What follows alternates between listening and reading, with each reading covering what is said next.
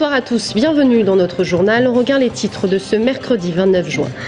La fin d'une époque pour le fleuron de l'industrie tourangelle, MAM et Gilbert Claré. Au total, seuls 26 salariés de la branche façonnage de l'imprimerie MAM conservent leurs emplois.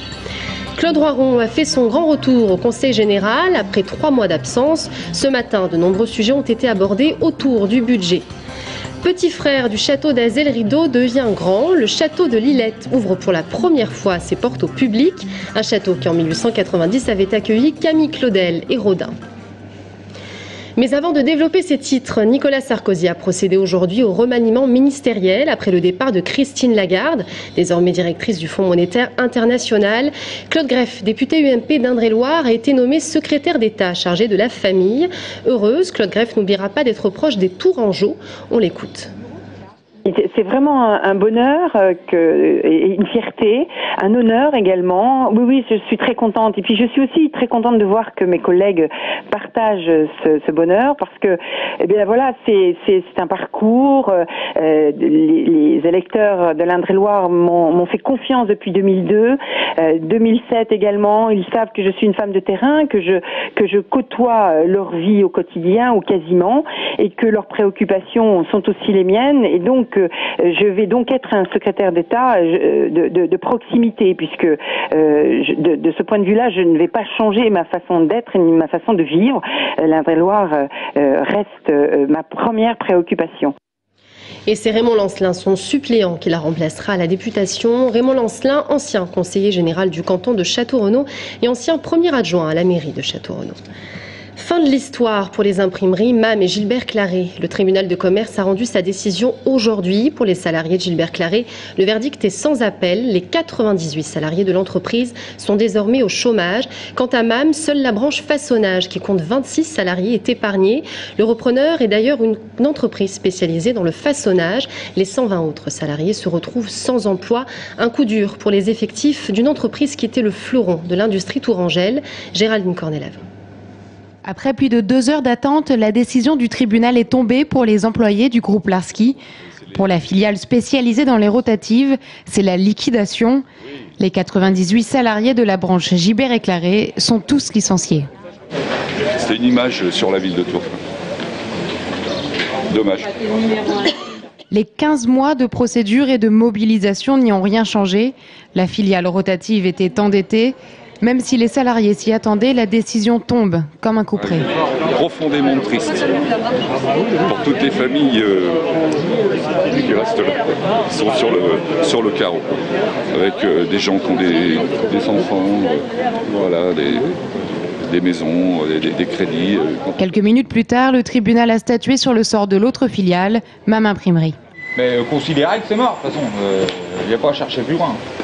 Donc il n'y a plus que les 26 personnes du façonnage qui sont repris. Enfin, le reste, c'est plié. Voilà, point. Un repreneur s'est engagé pour conserver l'activité de façonnage. 26 personnes sont concernées par cette reprise. Pour les 120 autres salariés de MAM Imprimerie, c'est le chômage, avec peu de chances de trouver du travail dans le même secteur.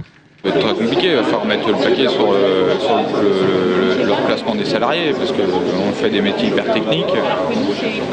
Donc l'imprimerie aujourd'hui c'est sinistré au plus possible. Donc il va falloir effectivement mettre le paquet sur le remplacement, les formations pour changer de branche professionnelle. Ça c'est évident.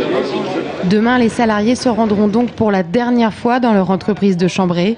Entreprise qui fut au 19e siècle le fleuron de l'industrie tourangelle. Et demain, SES connaîtra le nom de son repreneur. L'entreprise spécialisée dans les panneaux de signalisation et dans l'incertitude. 138 emplois pourraient être supprimés sur 360. Le tribunal de commerce se prononcera demain. Les chiffres du marché du travail ce mois-ci sont tombés dans le Loir-et-Cher. Plus 1,8% de demandeurs d'emploi, catégorie A, sont inscrits à Pôle emploi pour le mois de mai. Concernant le nombre de personnes inscrites dans la catégorie ABC, l'augmentation est de 1,9%. En Indre-et-Loire, c'est une hausse de 0,3% que le département enregistre ce mois-ci. Dans la catégorie A, pour la catégorie ABC, la hausse enregistrée est de 0,8%. Après 3 mois d'absence, Claude Roiron a fait son grand retour au Conseil général ce matin. Une session qui a fait le point sur le budget concernant l'éducation, l'emploi, mais aussi l'aide à la culture, sans oublier les agriculteurs qui vivent une période difficile.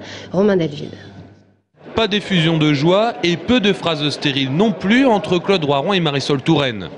Depuis que le Parti socialiste a choisi de placer Marisol Touraine à la tête du Conseil général en mars dernier, cette séance du 29 juin signe le retour de Claude Roiron en tant que simple conseillère générale.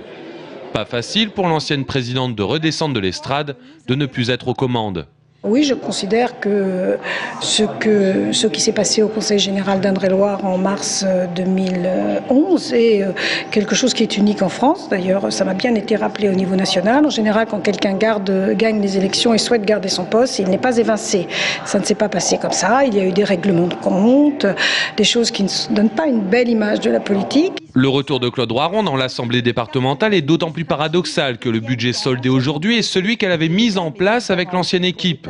Si bien que l'ancienne présidente a voulu marquer le coup en exprimant ses réticences, voire son opposition envers quelques dossiers, comme la garantie d'un nouvel emprunt pour le parc d'activités Isopark. Je remarque aussi que si je regarde la distribution de ce qui a été fait comme crédit, je ne l'ai pas dit en assemblée, mais elle n'est pas équitable pour l'ensemble du département. Elle est beaucoup plus orientée sur certains secteurs du département que sur d'autres. On met par exemple 2 millions d'euros sur la déviation d'Igueuil, je m'y étais engagée et c'est très bien, mais on fait 1,4 million d'économies sur la déviation de Château-Lavalière et ces 1,4 million auraient pu tout à fait être reportés pour accélérer cette déviation que nous attendons également depuis près de 10 ans. Parmi les sujets chauds de cette session, l'emploi et l'éducation, la situation des collèges dans le département entre sureffectifs et sectorisation. Sur ce point, Marisol Touraine souhaite d'ailleurs une nouvelle étude. Le Conseil général soutient la création de 150 emplois aidés en plus des 450 existants. L'opposition en demande plus, en particulier dans les zones rurales, car 80% de l'emploi dans les départements sont dans l'agglomération de Tours. C'est bien, il faut une ville capitale forte avec une université forte. Dans le même temps, on a besoin d'une politique d'aménagement du territoire et je crois qu'il faut absolument aider l'espace rural à trouver un rythme économique. Il y a l'agriculture, il y a le tourisme, ça n'est pas suffisant. Si on veut que des jeunes restent sur le territoire rural, il faut qu'il y ait des emplois et là je crois qu'on est resté sur notre faim. Effectivement, on ne sent pas venir une véritable politique d'aménagement du territoire et de l'emploi en zone rurale. Marisol Touraine a répété sa méthode, sa triptyque de gestion des dossiers, collégialité, concertation, expérimentation. Et ce n'est pas l'opposition départementale qui devrait lui poser le plus de problèmes. Et à la fin de ce journal, Marisol Touraine sera notre invitée de la rédaction. Du nouveau pour le stade du Danemark fermé depuis quelques mois. Ce matin, le juge des référés a nommé un administrateur ad hoc chargé de constituer une assemblée générale pour élire un nouveau bureau au Sporting Club de Tours-Nord. 15 jours d'avance pour les moissons du blé. Si certains agriculteurs continuent à broyer la paille pour fertiliser les sols, d'autres préfèrent adopter un comportement solidaire à l'égard des éleveurs qui se trouvent désespérément dans le besoin. Les éleveurs qui demandent d'ailleurs un arrêté préfectoral pour cesser le broyage de la paille. Anaïs Michaud. La sécheresse étant passée par là, le blé est à maturité plus tôt que les autres années. Il faut donc le moissonner, même s'il est moins haut et moins fourni que d'habitude. Moins de blé à vendre pour les agriculteurs, mais aussi moins de paille. Une paille qui sera pourtant nécessaire aux bêtes pour passer l'hiver. Mais certains céréaliers préfèrent toujours la broyer pour fertiliser leur sol, plutôt que de la garder pour les éleveurs, qui risquent fort d'en manquer. D'autres, au contraire, ont répondu à l'appel à la solidarité.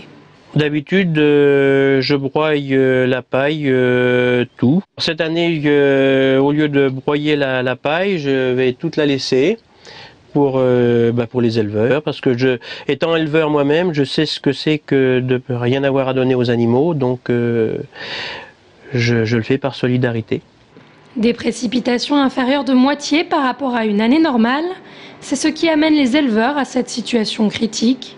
Pourtant, la préfecture s'est abstenue de tout arrêter concernant le broyage du blé. Je trouve ça une aberration, parce que pourquoi interdire pour l'orge, l'escourgeon et puis le pois et ne pas interdire pour le blé? C'était soit tout ou rien, je sais pas. Il y a un besoin important, donc autant interdire tout, voilà, c'est tout.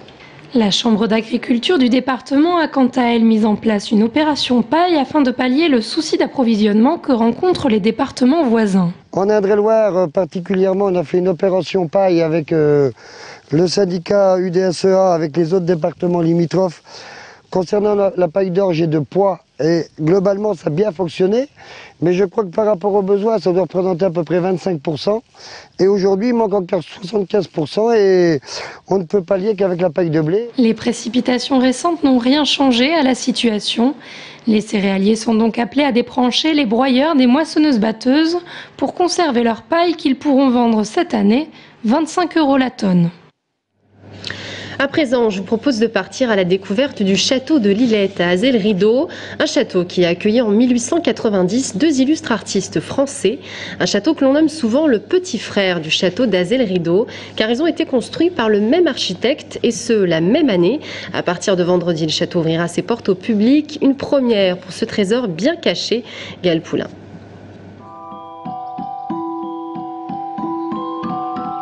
Monsieur Rodin, comme je n'ai rien à faire, je vous écris encore. Vous ne pouvez vous figurer comme il fait bon à Lillette. Je me suis promenée dans le parc, tout est tondu. Foin, blé, avoine, on peut faire le tour partout, c'est charmant. Si vous êtes gentil à tenir votre promesse, nous connaîtrons le paradis. Dans cette lettre à Rodin, Camille Claudel nous donne les clés de Lillette. Un château Renaissance au pied duquel coule la rivière, l'Indre paisible. Les deux artistes ont séjourné plusieurs fois dans ce château, laissant libre cours à la création et à leur passion. Une passion qui anime aussi aujourd'hui les nouveaux propriétaires de Lillette, prenant la relève des parents de son époux, Bénédicte Michaud et toute sa famille n'ont pas hésité à quitter Paris. Je pense que quand mon mari m'a posé la question fatidique « Et si nous achetions Lillette ?» Eh bien, j'ai répondu oui tout de suite parce que finalement, ça fait des années. Peut-être qu'intérieurement nous y pensions et qu'il a été longuement entre nous question depuis toujours finalement que le bien resterait dans la famille. Aujourd'hui, chacun prend donc part à l'entretien de ce château devenu demeure familiale. Le pont-levis et les douves ont disparu, mais à l'intérieur subsistent quelques trésors comme la salle Saint-Paul. 14 mètres de long, 8 mètres de large et 7 mètres de haut, le tout en peinture.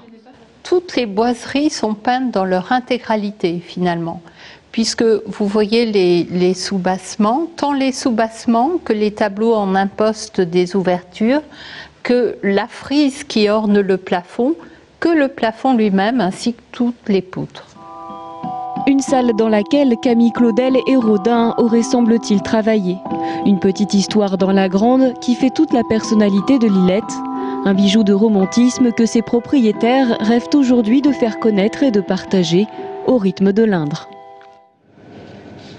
Le château de Lillette qui ouvrira donc ses portes au public dès vendredi jusqu'au 31 août. Pour plus d'informations, vous pouvez visiter le site internet qui s'affiche au bas de votre écran. Avant de refermer ce journal, Hervé Guéquière et Stéphane Tapognon ont été libérés aujourd'hui. Les deux journalistes étaient retenus en otage depuis 1 an et demi en Afghanistan. Ils pourraient rentrer en France dès demain matin. C'est la fin de ce journal. Merci à tous de l'avoir suivi. Notre invitée de la rédaction ce soir est Marisol Touraine. À tout de suite.